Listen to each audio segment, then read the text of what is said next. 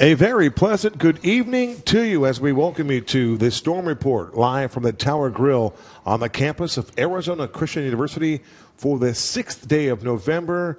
And it is just gorgeous fall weather out there. This Storm Report episode number 10. Another action-packed program for you. Kevin Derryberry alongside Ed Cole, Jeff Bowen, the man in the middle. We'll talk with Jeff, and we'll talk about the football program in just a moment. But we will set the program up for you. JB, segment 1, and we'll talk a little round ball, a little hoops. Jeff Rudder's basketball team, number 3 in the country, began the season at 2-0. So we'll talk with Dennis Flowers III, along with Lorenzo Wright will join the broadcast here on our second segment. And we'll wrap things up with head coach Michael Butterfield. Talk a little wrestling as the wrestling program begins another campaign here. But we want to welcome everybody in. Ed Cole, good evening. How are you, sir? KD, good evening. Coach, good Always evening. Pleasure. How JB? are you? Good. Good. How are you? Doing good. Coach Bowen, clad in white here tonight. And, well, let's just start where we left off on Saturday evening. Tough one for the Firestorm, to say the least. But we're in uncharted territory, Coach. The ACU football program has never embarked upon a losing skid like this, 7 straight going into next year. But what were some of the things that you found in a positive note after a really long Saturday night? To tell you the truth, I didn't spend a lot of time evaluating film looking for positive notes.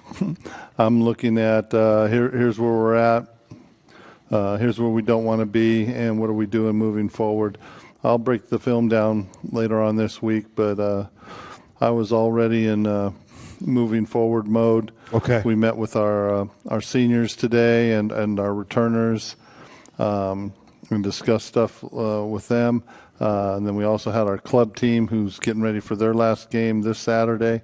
So we'll look at positives and film and all that kind of stuff later. We're looking at what do we need to do and what do we have to build on for the future. And from that aspect, there are a lot of positives. We have a really solid group of returners. The foundation's there to build for the future, and we'll get started.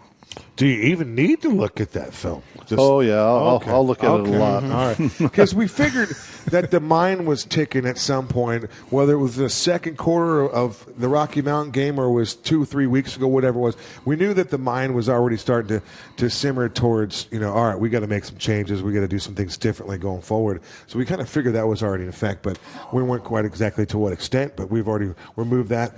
We're moved past that. Coach, what's the idea what are some of those conversations like at the end of the year when you talk to some of those players? You mentioned the core is we got a nice core to come back, a future to work around. But what are some of the conversations like as you part ways after a tumultuous type season? Oh, well, it's just truthful and honest. First of all, we honor our seniors. I know the seniors didn't go out the way they wanted, but it's still a heck of a group. I mean, it's 100%. one of the winningest senior classes we've had. They won 2 conference championships. They helped our program get to the national tournament twice in 4 years, and they were a part of that. And so they're part of a positive legacy within our program. A program, again, let's keep this real. We've only been around for 10 years total football. I mean, and we're now in a conference where these schools were playing in the 1930s. So they have an infrastructure. They have a lot deeper tradition and the way they do things. I love playing in the Frontier. I'm excited about it. Our seniors it didn't end the way they wanted, but it was a positive experience for them, and they helped our program succeed. And this ain't broke. First of all, it's not, we got to go change a whole bunch of stuff. That's not it either. The program we have, I mean, we're going to make adjustments, sure, but the standards. We may raise the bar, but the standards aren't going to be scrapped, and our culture definitely is not going to change. Mm-hmm. Faith, family, future football.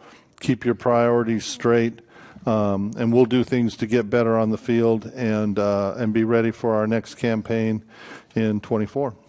When it comes to being competitive in the Frontier Conference, now that you've been through the first season, through your first 8 games, do you think it's going to change the way you recruit and look at potential athletes that come here? Well, every year you're looking for the biggest, strongest, fastest, smartest that you can possibly find. Our home base will always be Arizona. We're going to try to build it with Arizona athletes. And the 2-8 is a blip. I mean, just look at what we've done. Look at the history of our program. Come be a part of doing something special, raising the bar to within this conference, and then also putting us out on the national stages where we ultimately want to be. Arizona will always be the home base. California makes sense for us. We've done well in Texas, and we've recruited in Washington, Oregon,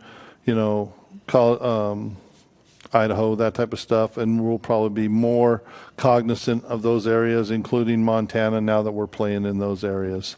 Nevada, Utah, those places are always going to be a little part. And then obviously we get kids nationally. So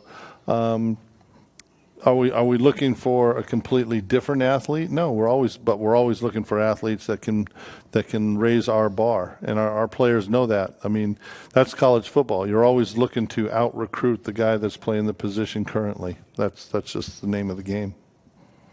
Coach Bowen joined us on the Storm Report this evening.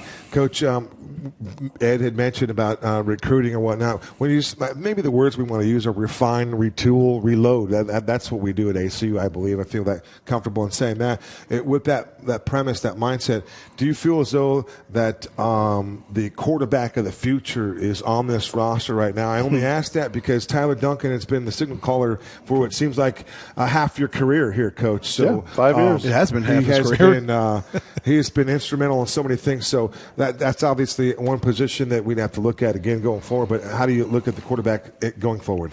Well, if you look at that's one thing that's very unique about our program. If you look at our short history, we've produced some really good quarterbacks. Yes. All the way back to the first ones with Garrett Grunwald and Ryan Esslinger. Those guys that got us started in the early years, and then we go through some time there, and then all of a sudden the last 5 years it's been Tyler, and then when Tyler broke his collarbone, it was Shea Morales came off the bench to lead us to the conference title in 20. So we've been blessed with quarterbacks, and Coach Kruk has done a phenomenal job of building those quarterbacks too. That being said, we have some guys on our roster that are going to be given a shot to compete in spring football. Johnny Herrera was our number 2 this year. Glenn Rice got some time, and then we got some young freshmen that are playing on the club team this year that will be hungry and want to get in the mix. Can I say definitively right now who's going to be our starting quarterback? I don't. No one's asking now, Coach. Certainly not. But we got some arms in house that have some abilities. We recruited them, and we'll see how it shakes out. But again, we're still also recruiting to make the position better. And whoever I know this, whoever takes over has big shoes to fill. Tyler was the straw that stirred the drink for 5 years, and I love that young man. He persevered through a lot of stuff while he's been here, and he always did it on the field and had a heart and a passion for the sport. And with Tyler, it was you were going to say whoa, not giddy up. I never had to get him motivated to try to excel. And that's what you're looking for, a young man that you can hand the keys to the car. One of the best people, football aside. Yes. Just one of the best human beings I've ever had a chance to interact with. And this broadcasting is my hobby, but Tyler Duncan is a standout player. But the man part, the leader, those things, incredible. Just what a gifted person. Yeah, he's it's our quality privilege guy. and our blessing to be able to call his games, Jeff, no doubt. Yeah, he's awesome, dude. Eddie? Love TD. Coach, two young men that made immediate impacts this year, AJ Sibley and Justin Wright, both freshmen. Do you think they'll have, what do you think about the future for those young men? Have you had a chance to sit down and talk to those two yet? No, our end of the year evals will be coming up here in the next week or so, and I'll sit and meet with all 170 of our guys. Now, take us through that, Coach. Is that literally 170 individual meetings? Yes. Is it one right after the other? What's the setting like? There's the guys sign up for a block of time to meet with me, and I start at whatever time in the morning, and I go till late in the afternoon, and we map it out. In the fall, it takes me about 3 weeks to get through our whole roster. But I think it's important that every young man has an opportunity to sit with the head coach and get a fair evaluation of himself, his future in the program, the expectations, where he's at, how we want to move forward with him, and then some guys that are around a little longer, you're a little closer to. My conversations with Tyler Duncan is a lot different than an incoming freshman. Sure, of course. But yeah, I do meet with all 170 of them. And then all my position coaches also meet with all their players in their position. So all our guys get a fair evaluation of where they're at moving forward. With the seniors, it's a lot of, hey, what do you think? What can we get better at? Some hugs and kisses. Hey, when are we going to go out? Will you and Mrs. Bowen take me out to dinner with my girlfriend? Kind of conversations, We're going to get a dinner out of you, Coach? Yeah, let me talk to Dr. Jari about that. Yeah, so they're like, hey, Coach, I don't play for you anymore. Are you going to hang out with me? And those kind of fun conversations you have with young men that play for you, for 4 or 5 years. So it's a process, but I enjoy it actually. Coach, when you go into the offseason, you mentioned some of the players that you've already met with. Who would be some of those leaders that we'd have to start to build around going forward into the offseason? Some guys that you can count on as leaders as we head into the next campaign. Yeah. Well, and to answer Ed's question first, the running back room, AJ Sibley, a highly talented young man, a Texas recruit. He's Frisco, Texas. He's got a lot of potential. He really developed late in the season a toughness that you need in a college running back, especially in our conference, because you got to be the hammer, not the nail. And but he's also got breakaway speed, so and you could see that coming on as the season went on.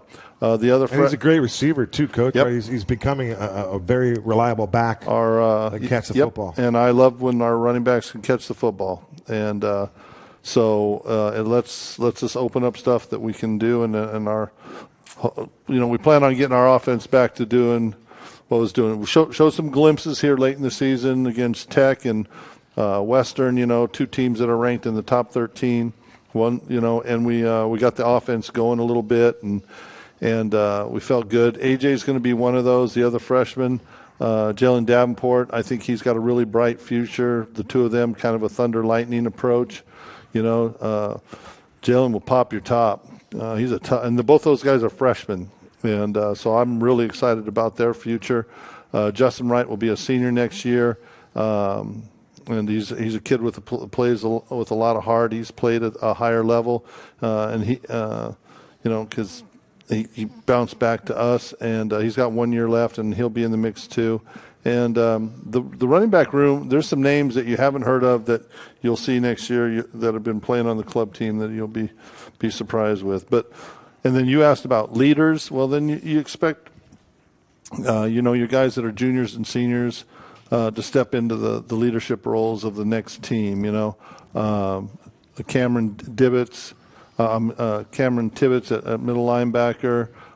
Jordan Francis, one of our safeties. We get Jordan back another year? Yep, we do. That's big. Griffin big. Yes, Meyer, Jackson Ortiz, Martin Rodriguez. Those are going to be some key guys that return on the defensive side of the ball.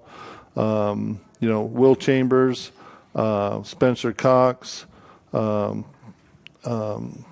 Mason Cullup on the offensive line. Chase Tompkins really started to come into his own, our transfer guy at receiver. So, and there's the freshman, Tukumoatu, Nate, tight end. He's going to be something special. So we got tools in the toolbox. We just got to put them all together, get them bigger, faster, stronger, and bring in some more recruits that can help us, and we'll take another shot at this Frontier Conference. JB, you're oh so courageous. You nailed it. Tukumoatu. We have to say Pele because we're afraid to say Tukumoatu. And you just said Tukumoatu like it just flowed right off the tongue, like it's just normal. Well, he corrects me when I mess it up. It's been my goal all year to be able. Well, and if you've looked at our roster, we've made a nice inroad to the Islander culture, yes. And I love having those guys on our team. We got such a great mix of guys, 2-8 sucks. Trust me. First time in my career, and I don't want to ever do it again. But the quality of young men, phenomenal. That I'm really excited about with this group. And we were just young, We took, and you can sit around and make excuses all you want. It is what it is. You are what your record says you are. We're 2-8, wasn't very good, and we're going to work our tails off to be better next year. My last one, Coach, you guys are in the people-building business. You continue to develop people. You continue to influence people with their relationships with Christ. And for a football team, we don't even look at the record any longer, but the people in place. I don't know how many guys that Ed and I have run into before the game or after the game or down the road. Yes, sir, no, sir approach. So much respect. You've got quality people in the program, Coach. So the guys that you're going after, you're getting some decent human beings. So a lot to be proud of, no doubt. Yeah, I love our guys. I wouldn't trade them. I mean, people go, oh, yeah, that's the cliche. I wouldn't. Our guys are awesome people. They're going to be really good football players, and we're going to bring in another class that are going to help blend in with that. And like I said, get us faith, family, future football, and we're going to get the football portion straightened up for next year. All right. Right now means everything. So let's get it on, Coach. RNA. Great season. We always thank you for thank you, Coach. You coming on each week, and we've enjoyed speaking with you as we do for a long time coming. Jeff Bowen, our guest on the program. We're going to turn it to the hardwood. We're going to talk a little basketball. Dennis Flowers III joins us, and Lorenzo Wright straight ahead on the Storm Report. Don't go away.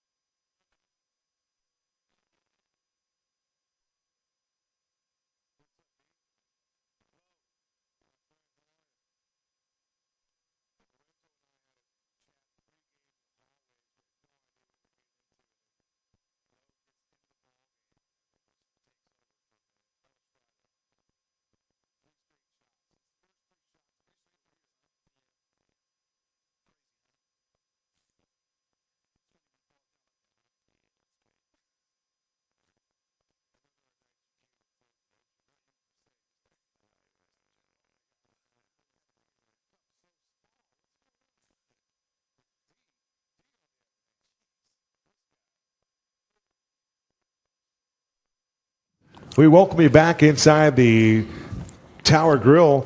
It's the Storm Report, episode number 10, season number 3. Kevin Derryberry alongside Ed Cole. Special thank you to Jeff Bowen. Great conversation with JB, our football coach. Dennis Flowers III to my left, Lorenzo Wright to his left, and we talk about a couple of excellent basketball players, some good people. But Dennis, my man from Chicago, just taking big shots left and right. Last year when we held the postseason, the NAIA National Championship first round tournament at ACU inside the event center, you put up big shots, and you pick up right where you left off. Game number 1, here we are. We needed someone to take some big shots. You and Lorenzo were taking turns in the backcourt, lighting things up for us. What was that like on Friday? I mean, Coach, like today, he pretty much just gets on us whenever we don't shoot the ball and we're open. And I know Zoe's a guy that can knock down shots, and so am I. So our teammates are always encouraging us to, do that. And then in big moments, we need confidence. Our teammates are always, giving us that confidence, and we do it every day in practice. Zoe doesn't miss a shot in practice, so that's normal for us to see that. And then, we just take shots when they're open, and we put in work late nights, early morning, so it's going to fall. So let's just get a couple things clear here. So Lorenzo, we're calling you Zoe. Yeah. Okay, we call you Zoe. Okay. I didn't know if it was Lowe No, or Zoe or Mr. Wright in many cases, right? But call me Zoe. You call him Prepared, right? He's definitely Lorenzo. For you, you had a moment, right? You come in your first moment as a member of the Firestorm basketball team, number 3 in the country. You're at this incredible program, and your first year and your first 3 shots. Yes, sir. You hit them all, right? One right after the other. Yes, I always say when we see multiple threes, I think I've done this for DF a couple times. When you get multiple 3-pointers, I say put another dime in the jukebox. Let's hear that song again, and that's what we were looking for you. What was it like, the ball coming off your hand as you were in the zone, at least for that one moment? I don't know. It's still hard to process. Like, I hit one, and then I had came on a fast break, and I seen the space. And, like, he had his hand down. I hit another one.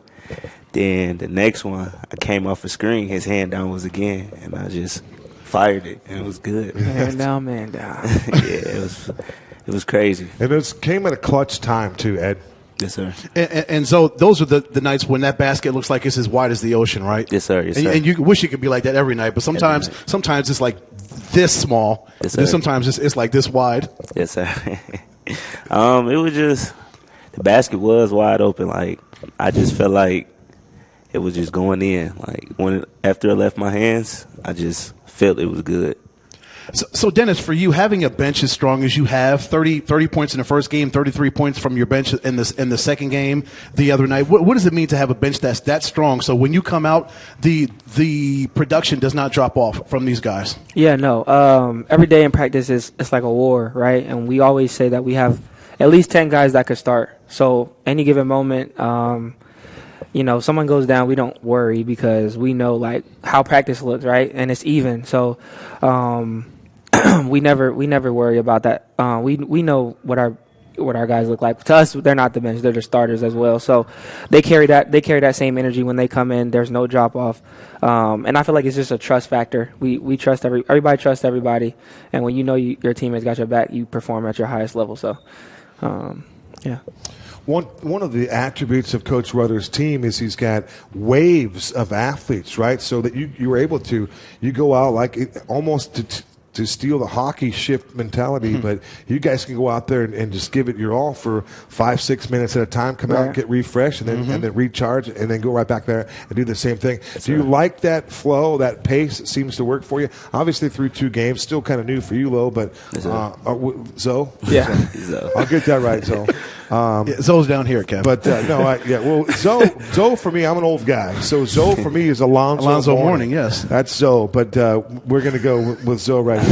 The young man from, you got to tell us, I know you're from San Diego City College, but the city that you're from. Ypsilanti. Okay, that's the one that people are going to tank all the time. Yes, sir. Say it one more time for us. Ypsilanti. Ypsilanti. So the Y is totally silent. Yes, sir. Yeah. All right. Very good. Michigan? Yes, sir. Okay. What's it like back home? It's cold right now, so I'm enjoying it out here. I bet you are. Yes, sir. I'm enjoying it.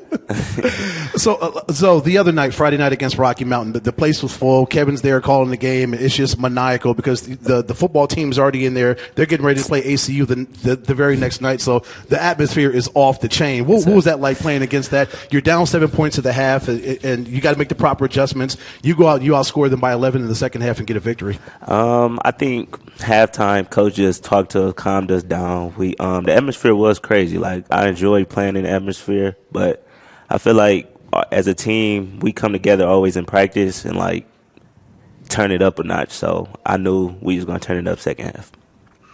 The coaches have their coach speak. Do the players have the player conversations? Do you talk about winning jewelry, winning the whole thing? Like, is that just something that's part of the regular narrative between the teammates about winning, or is it one game at a time? Put that in perspective for us. Number 3 in the country, preseason number 1 a year ago. So, Dennis, you've been around that part. You've come from winning traditions as well. So, I got it right there. But so take me through that mindset, though, of winning and the day-to-day, or are we already talking about winning jewelry, or where are we at? Like you said, we have a target on our backs. We're number 3 in the country. So every team we play, we're going to get their best shot.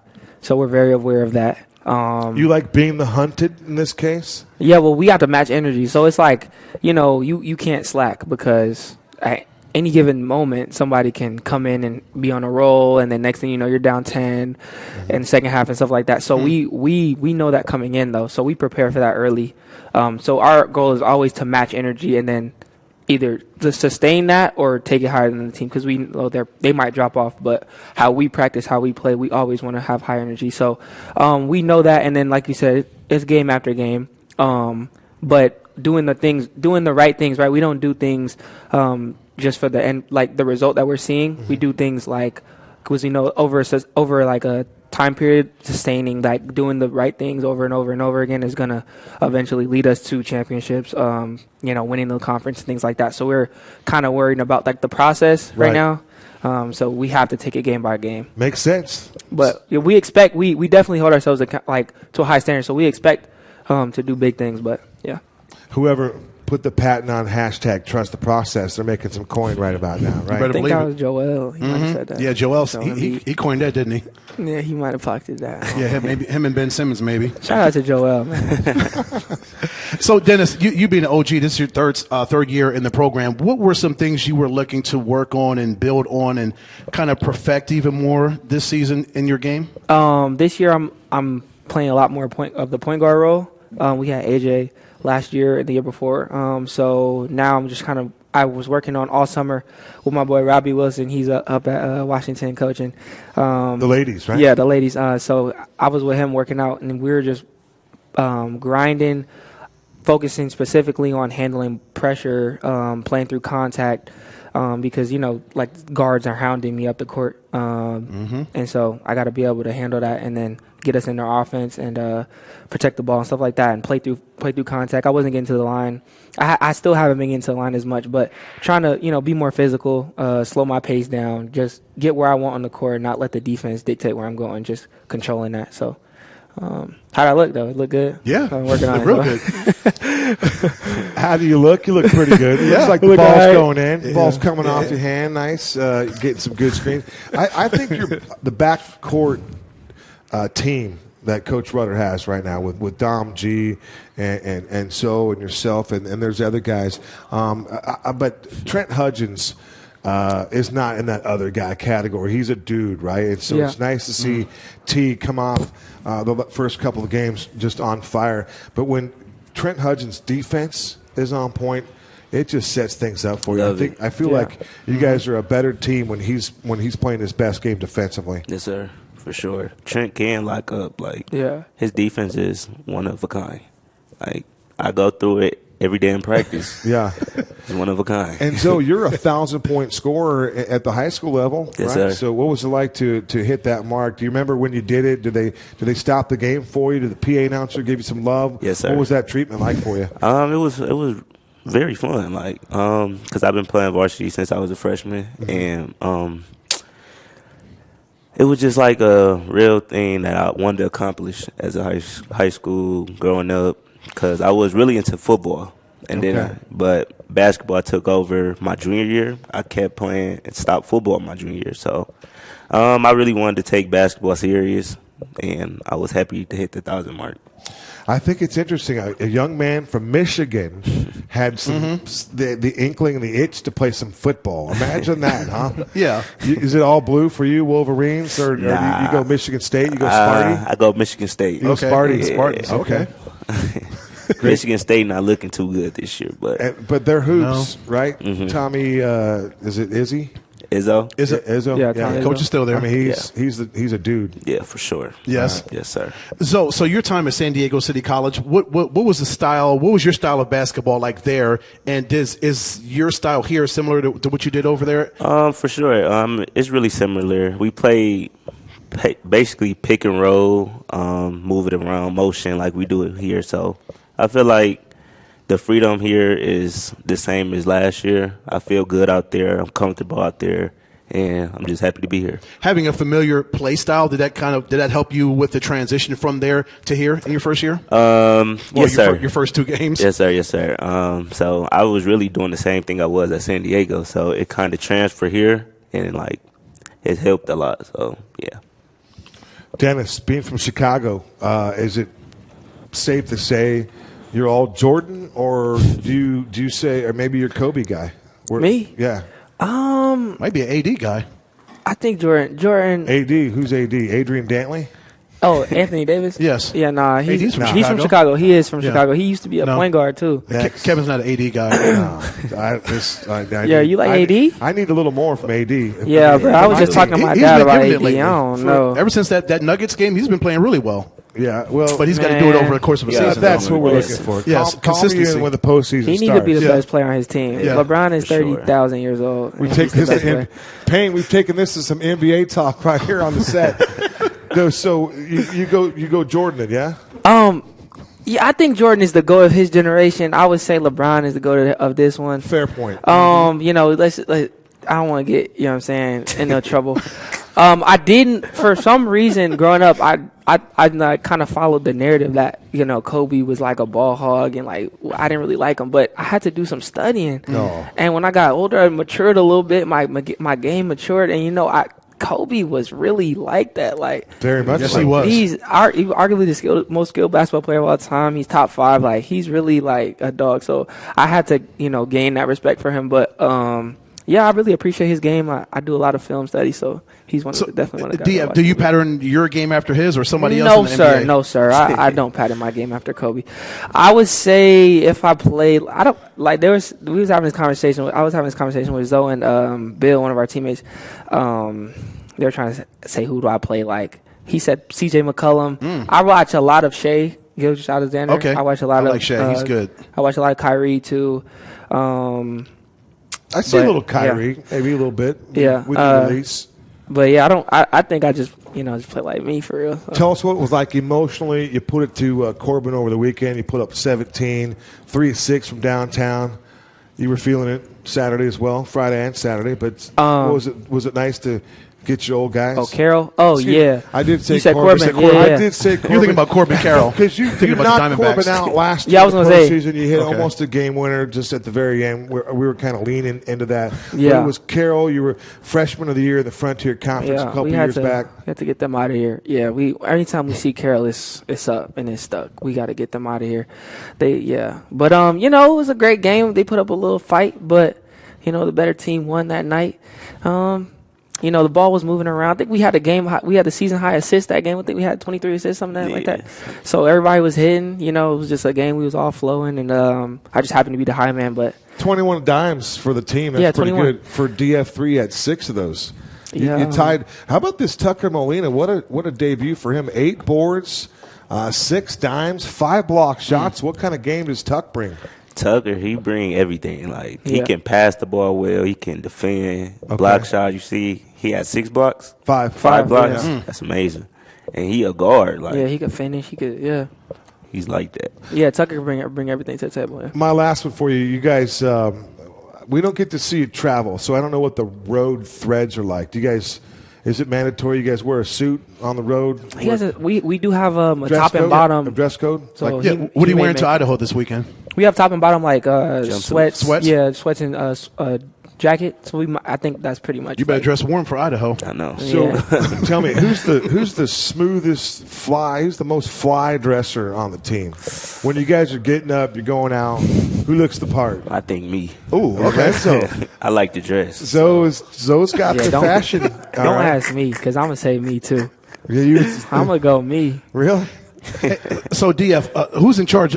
Who's in charge of the aux or the Bluetooth? When, like we're driving and stuff. Yeah, or when you're in the locker room. Oh. like this weekend, Key. Friday and Saturday. Yeah. What do you like to roll?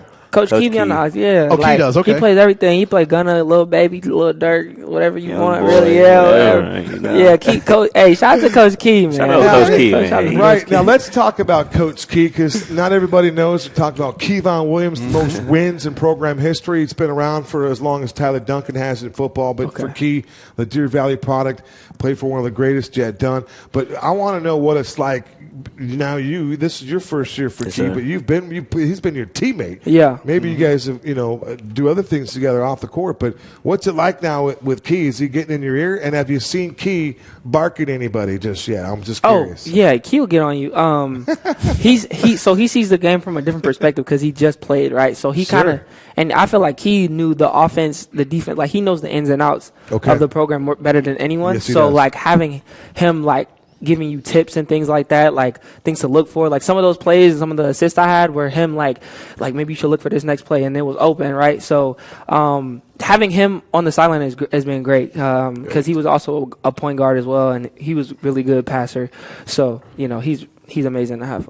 Key had a black suit on. He had the nice kicks. Yeah, he said that was the first on. time he wore a suit. So Yeah, He was looking nice. He was Yeah, he looking looked the good. part. Looking that's, nice. That's why I still figure out. All right, which one of you guys is the slick dresser in this group? So what you think, Zoe? How you like playing with Key? Nah, Key, Or like him, he's coach? amazing, man. He know everything. Like when I came into the program, he taught me where to be on defense, offense. Like he know everything, But it's been amazing. where do you guys? My last one. Did we already say my last one? Yeah, I know Coach Yeah, you Butter's said your here. last one. We did. Coach is waiting for us. I'm waiting for them to give me this. We'll just keep talking, D, until they tell us to go. There it is. Oh, there it is. We got it's time to go.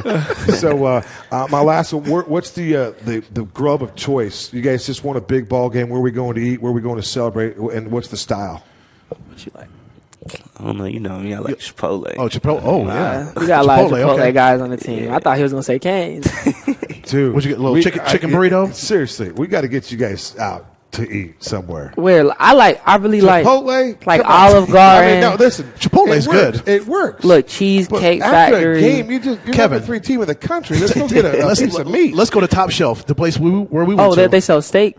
No, it's Yeah, a they Mexican probably place. do. You could probably work a You ever steak been to out. Hash Kitchen up the street?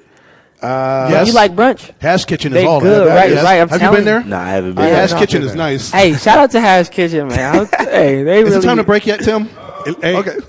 listen, if you didn't know it, for all of our friends at Hash Kitchen, DF3 needs an NIL We need. deal. Hey, Just saying. Yes. need it. Just, I'll get Lorenzo y'all will right. Lorenzo will take a Chipotle deal. Yeah, Yeah. Chipotle for sure. All right, guys, we certainly appreciate it.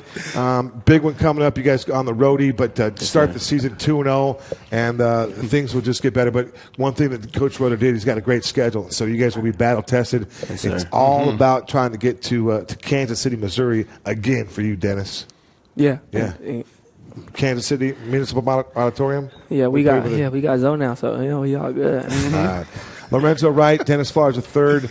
We thank you guys very much. We're going to turn it to our attention to wrestling. We're going to talk a little wrestling with Coach Butterfield right after this. Don't go anywhere. Appreciate y'all. See y'all, man.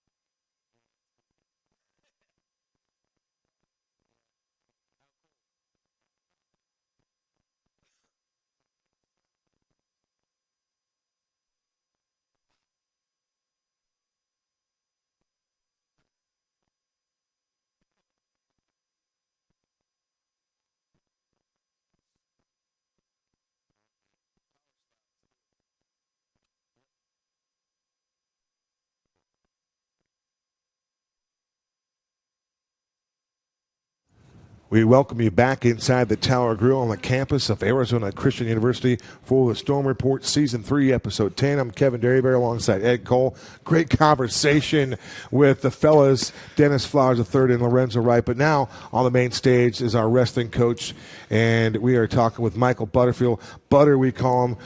Coach, welcome back to the broadcast. How are you, buddy? Good. I'm doing very well. Happy to be here. We're doing fantastic as well. Thanks for being with us.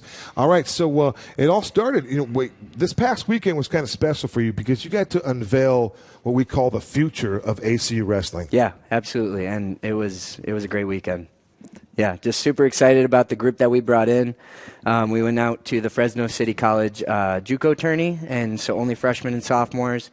I want to say 12 of the 14 wrestlers that competed were freshmen, and just a really great weekend. Had 9 placers. That's what I was going to say. 9 of your guys had Congrats, success, Coach. right? Yeah, so I mean, over like 3/4 of our guys, placing in their first college tournament, or just around 3/4. Just a great start to the year, and just about every single one of those guys got their first college win, and just a special group of guys that we have. Really excited for the future. Before Ed takes over, I just want to mention Caden Cisneros out of the heavyweight division, 5-0 on the weekend. That's you can't start any better than that. Yeah, so Caden's a cool story because last year he was wrestling 197, and I brought him to a tournament and some duels, and he got a couple exhibitions at heavyweight, and he was just picking these heavyweights apart. And so, now, was he undersized or underweight at that point? No, he was 197. Okay. But I asked him the question I think every wrestler on earth wants to hear, and I asked him, "Hey man, do you want to go heavyweight?" And he gladly took to that. And so he this summer and last spring spent some really important time in the weight room and just developing the heavyweight style, and has just been off to a super hot start. Won his wrestle off at heavyweight, and went this weekend, pinned 3 guys, and dominated the semifinals and finals match en route to the first place finish. So, Coach, what was the preparation like for the freshmen and sophomores, along with the upperclassmen, to get them ready for their trip to Fresno? Was it a separate practice, or did you still practice with all the young men together? Yeah, so we're pretty intentional in the preseason. So in the fall we get to school, and what me and Coach Hillhouse, my assistant coach, really focused on this year was, hey, in the preseason we want to really teach a lot of that technique, college level technique. What I like to say is, if you got to the college level, you're probably pretty good at grabbing legs. Now it's about finishing a takedown, stuff like that. And top bottom especially, there's a big difference between high school wrestling and college wrestling. In college there's ride time, like just being able to dominate people from the top position and get out quick on bottom. It's super important, so we placed a lot of emphasis on technique. And now that we're in season, we're rolling. Things are, we keep that group together. We all scrap together. I like to have the guys change partners in the room. There's such thing as getting used to wrestling one guy, and so I really try to have them mix up practice partners. Now that we're in season, this week we're actually going to start doing some like micro sessions where we do some one-on-one work with guys.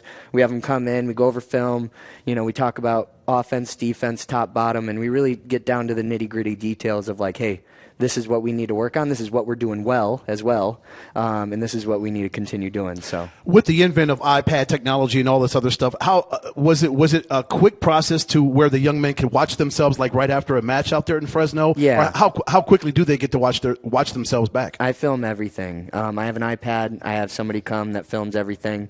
It's either on an iPad or an iPhone. I encourage the guys to have somebody maybe film it on their phone or something like that. But film's super important. I can talk till I'm blue in the face about, hey, this is what we need to work on. But if I can show you, it has a whole nother level or layer of just understanding of what you really need to do. And so I, all day on Sundays, it actually took up a lot of our internet as my family's trying to like watch movies and football on Sunday. I'm uploading those videos to a drive so that the guys can go back. And then once again, I text the team, hey, I want you guys watching film, coming to me with 3 things we did well, 3 things we need to work on, and that kind of leads us into practice for the week. So, yeah. So pretty quickly, I would say. That's cool. Yeah. The film study, it's evolved, right? If you're not working with film and you're not studying and you're not continuing to be relentless with that approach, then you're sleeping, right? Yeah. Because everybody else is. When it comes to equipment, and you mentioned the iPads and you film everything, What is it state of the art? Is it things that that people can slow down, slow motion, wide angles, multiple angles? What are we talking about? Yeah, here? you could. It's just an iPad.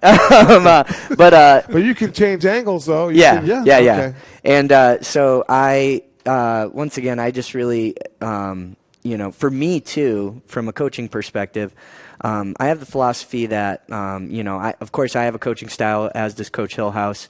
What I really like is that our styles of coaching complement each other, but they're also different to fit the needs of our guys, because wrestling is a sport where, I can have 10 different wrestlers with 10 different styles and body types. And I think it's my job to learn a wrestler's style and be able to coach them and make them better, while also, keying in on some fundamentals that we need to build, being good on top, being able to hand fight and beat people on our feet, things like that, right. Being able to get the first takedown.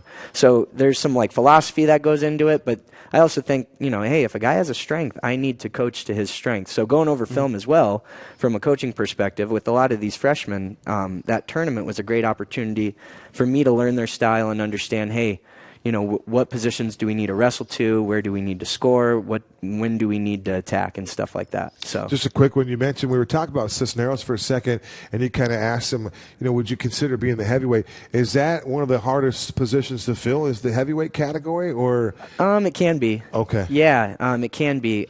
What I found in recruiting at heavyweight is a lot of those kids are typically getting recruited for football as well.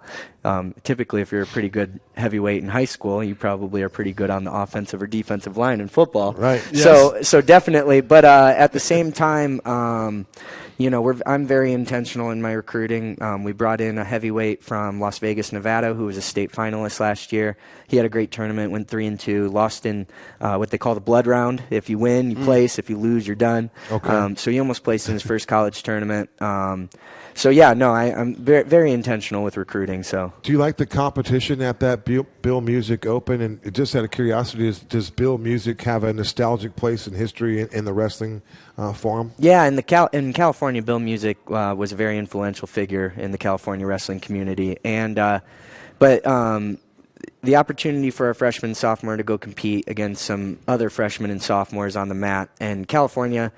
JUCO, they do their own state tournament, but man, you'll run into some buzzsaws out there. So it's high level competition, but it also gives some of these guys an opportunity to have some success in their first college wrestling tournament. Mm-hmm. So I really enjoy going out there. I don't enjoy the drive, but it's worth it for the How long of a drive is that, out of curiosity? 9 hours. 9 hours. Yeah. Oh. So now, do you stop and get some food, or do you break it up a little bit, or just 9 straight? On the way back, we get food and we head out. So, okay. But on the way there, we spend Friday, getting there. So I'm sure it's some low-cal food too, because you got to make sure you stay on weight and everything.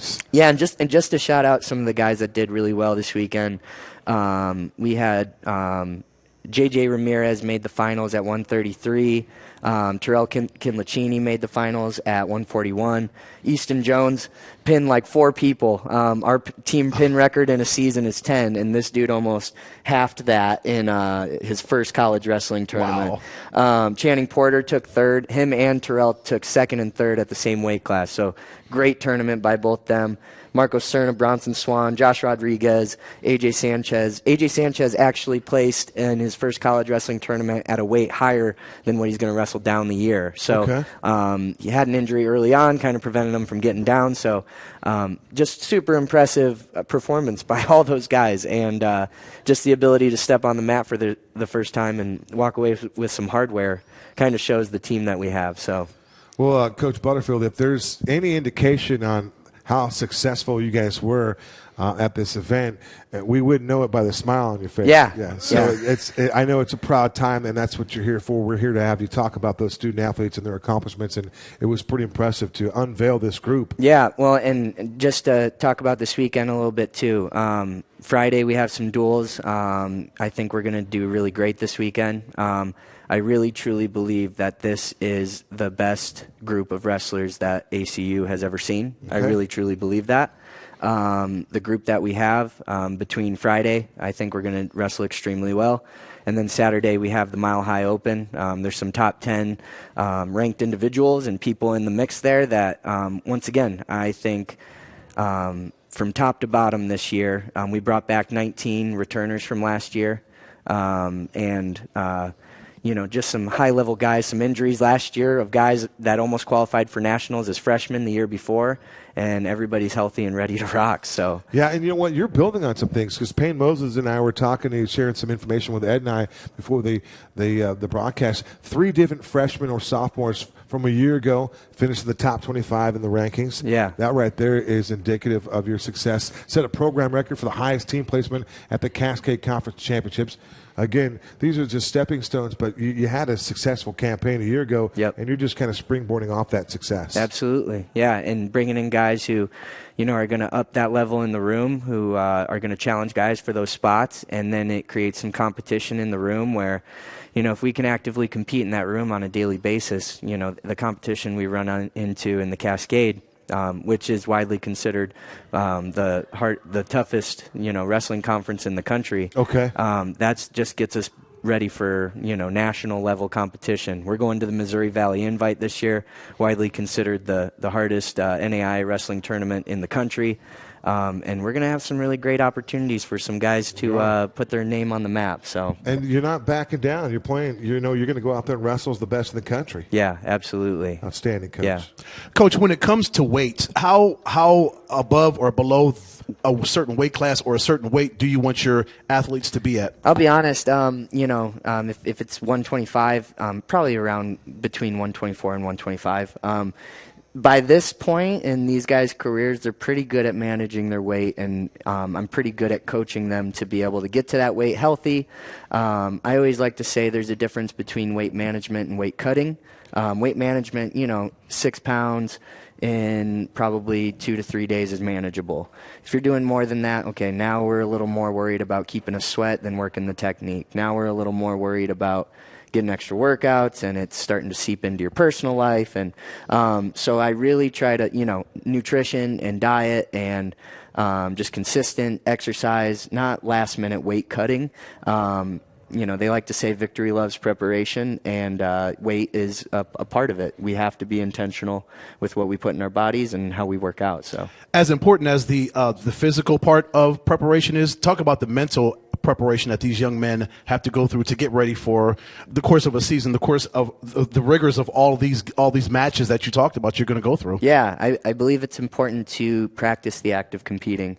So we'll actually do some like match sim in the preseason where, hey, I'm going to put you guys through the warm-up that we run through before we wrestle on the weekend, and then we're going to wrestle matches in the room. I want you're going to have 10 minutes before you're up, just stepping on the mat, having somebody referee a match, and using the circle, like being very intentional about the act of competing. So wrestling's an extremely mental sport, and me and Coach Hillhouse, Coach DeSantiago, Coach Rainey, Coach Blue, all of our assistants, we're very intentional about just the process of early in the preseason, we try to break those guys down a little bit. I got to say, this group of guys, I could not break them. They weren't complaining. They weren't, you know what I mean? They were showing up, working hard, and then showing up the next day ready to rock. So, when you have a group like that, as a coach, I always like to say the mental aspect, it's the coach's job. It's my job to build you up. It's also my job to push you and put you in positions where you're going to grind. The guys are in practice right now grinding, finishing up right around now, but doing some great things in that room that are going to get them mentally, physically, spiritually prepared to go out and be their best selves. That's awesome. Yep. Coach, do you teach nutrition?